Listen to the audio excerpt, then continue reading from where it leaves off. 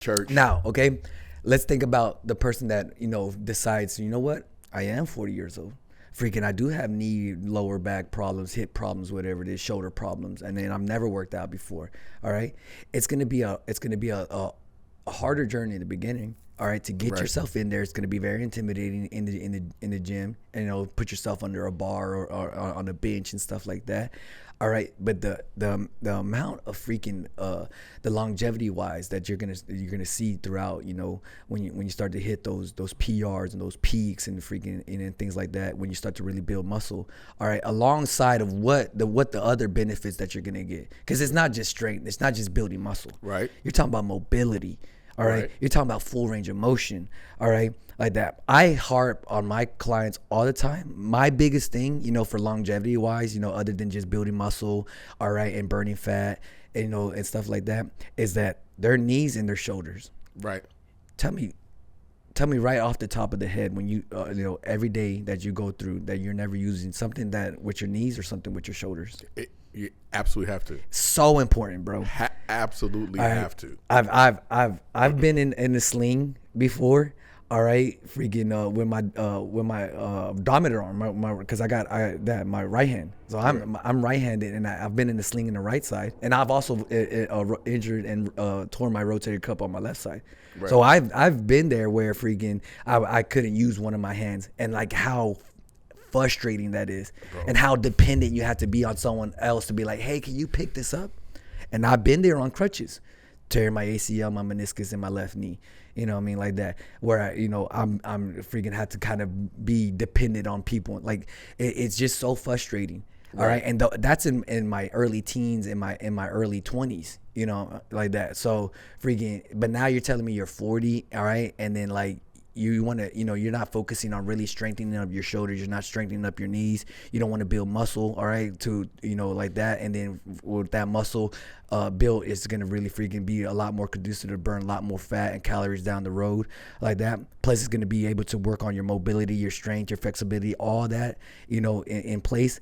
All right, there's nothing that fucking cardio is going to do for you, all right, that's going to give you all those benefits of what strength training is going to do for you. And I'm not telling you have to be Arnold or Ronnie Coleman. Not at all. See, that's what everybody. Definitely not Ronnie Coleman. Have you seen the latest video of Ronnie Coleman, bro? Look at Ronnie Coleman. Yeah, it really is. He has, I believe, like 2 or 3 spinal fusions now. Yeah. Like that. So that's why he's like that. Yeah. But hey, lifting 800 pounds. That's a lot. Right, it's lightweight to him, but it's still, it did a lot on his body. But I believe that people overlook the number one benefit to strength training because everybody thinks curls for the girls, squats, glute, got to work the glutes, and that's what they're thinking about, but they're not thinking about what I believe is the number one benefit of strength training, and that is protection of your body. Bro, all you run. You want to bulletproof your body? It's damaging your joints. Yeah, it's all you're doing is you're banging your joints into the concrete repeatedly. No. Because you're not even working on that skill set. You're telling me that freaking Usain Bolt, all right? Usain Bolt, it just goes out, and, just because he's just God gifted and he doesn't practice on actually running. Bro. You know what I mean? No, that dude practices hours, 2, 3, 4 hour sessions. Did you run track? Yeah, but I was a long distance runner because I was slow. Bro, I ran track. Yeah. And the amount of times that you run track and you just whole training sessions down in the blocks and the first 10 meters. That's it. You're not even running the 400. Yeah. You're running the first 10 meters. Yeah. We used to have the hurdlers. You have the hurdler stretch, which some people do with the leg and back and leg and front. But the hurdlers would just be walking, and they would be like doing this skip, and then they would just bring their leg over the bar. They're not even running; they're just bringing their leg over the bar. You running? And for what? Running? Why is not easy. Why are they doing those stretches though? For mobility, bro. You have to be able to move your body. Yeah. Running is not. People think you can just get out and go. The way that you run. When I started running distance, right? I couldn't run, bro. I would get like a half a mile. I'd be like, this is bullshit, because I spent all the time running track as a sprinter, which is on your toes and leaning forward. You can't run distance like that. Yeah. If you run distance like that, you won't get very far. So you have to change. It's body positioning and how you run, and your man. People don't understand the amount that goes into running. So I'll tell you something, since you're putting that emphasis on the practicing of running and where the biomechanics are, when you're actually taking off in a full sprint and stuff like that, because essentially all running really is just you're just catching yourself, what I mean? Right. Like that's really what it is, what I mean? Right. And so I just last week I just signed my oldest client ever, 90, bro. Word. Yes. All right. Okay. All right. And I can't be I'm so excited to work with her. You know what I mean? Right. It's such a delight. You know what I mean? And she gives me so much hope. You know what I mean? All right, like that. And so that initial workout with her, I mean, like she did everything, bro. All right. She was standing up. It's like at her pace. Right. All right. Let's make. She's 90 years old. All right. Lightweight, baby. Yeah, but for her, bro, like it was a piece of cake. At her age, she was still doing it. She was still mobile. Right. All right. I had her doing squats, knocked it out. And squats for her just, I had her on the bench and just standing up, sitting down. You know what I mean, like that. Like I'm just making sure every workout for her at this point is just to make sure that she can keep her independence, all right, without any type of assistance. Right, that makes sense. Like that. She doesn't have a cane. She doesn't have a freaking walk or anything like that. So like even when initially, because like the treadmills I have like that, it's a good little step up. You know what I mean, on the, like that. And she grabbed onto the handle. She freaking stepped up on her own self. You know what I mean. And she's never like, because the treadmills I have, they're the ball bearing ones like that, so self pedaling ones like that. It's not a traditional treadmill where you put the button and it's electric like that. So it took her a little getting used to it. A lot of people, even younger people like that, they've never been on it like that. It's like I gotta explain to them, it's like, hey, if you've ever been on a skateboard, you kind of gotta really center yourself like that, find your balance, you know what I mean? Because if you're too far forward, you're gonna eat it. You're too far back, you're gonna eat it, you know what I mean? Like that. So she figured it out like that, and man, she was sweating, bro. She's never been on a treadmill like this. So got her going through our initial workout like that, and she was doing the squats. I got her on some band workout where where I'm gonna be focusing more on her shoulder. All right, a lot of everything is out in front. I want a little bit more flexible and strengthened and more mobility, more by her ear. Like that. So that's very common. That's something that I could really work for her on like that.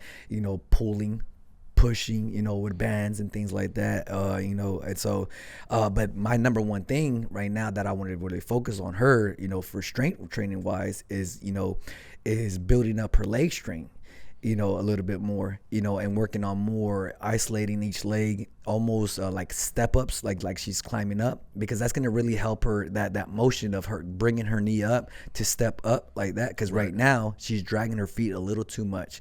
And it's because she's at the point where she's really leaning forward to get her momentum going forward, but she's not picking her knees up.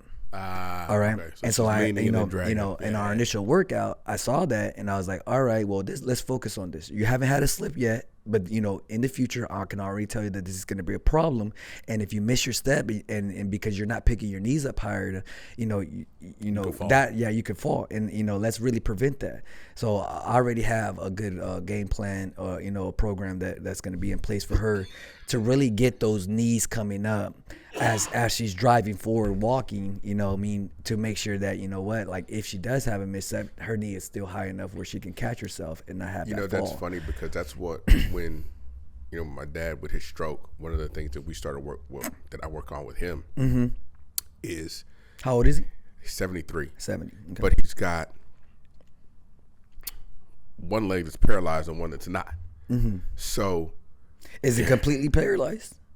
He's got, there is muscle firing, but it's involuntary, and for the most part, and when he can get it to move, it's very, very slight.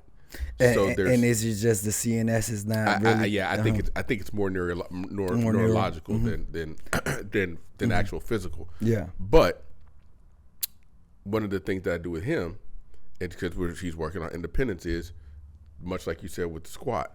We sit down, and then you're just going to stand up. Mm-hmm. But when you stand up, you're not only working on putting getting muscle and getting strength in your good leg so that you can raise yourself up.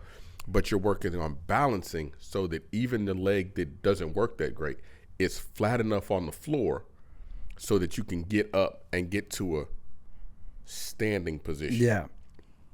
And so we just kind of do that over and over and over and over again. And so, it's, you have good days and bad days with it and mainly it's a neurological condition. So that's the hard thing. But, it's a lot of that. It's a lot of, left arm doesn't work at all. Like it's like the hand is. It's closed the whole time? Yeah, sorry. It's closed and bent. So you're right. You're not only your right hand dominant, but now you have to be like right hand all the time. Like you can't even. So we have to do just light dumbbell work just so that you can be able to do stuff with your right arm. So, with that lady I trained her son is 70. So that's how I got her, because I was already training her son. Right. All right, and then he brought her in the other day and then ended up. That's good, man. Yeah, that's good. So I got a mother-son, duel right now. Like that's that. Good. One's in 70, other one's 90, and like that, and like and they're impressive, man. You know what I mean? Freaking still, and it gives me hope. You know what I mean? Like that, that there is, if you talk to 2015 starting out trainer Eric like that, like I could tell you off the bat, like, I just want to stick to young, athletes and stuff like that. Right. That's not the case now. You know what I mean? Like I would trade 100 young athletes like that for a consistent 10 and freaking, like middle-aged, late-age freaking clients. They're more consistent. They really understand the value of what I'm trying to teach now, which is, strength, mobility, flexibility, all that, and so prevention. And then more importantly, they're gonna really apply it. You know what I mean? I'm not gonna have to freaking yell and argue freaking to them like that. Like, oh, you went out on a Friday night, and drank all our freaking, like, nah, they're not that in their life no more. You know what I mean? Like everything is disciplined now. They have a routine. They're not gonna be going out. They don't give a shit nothing about FOMO. You know what I mean? Like nah. I've done that. Yeah. I've done that. Like I need to be asleep early so I could go to my training freaking session on time tomorrow. You know what I mean?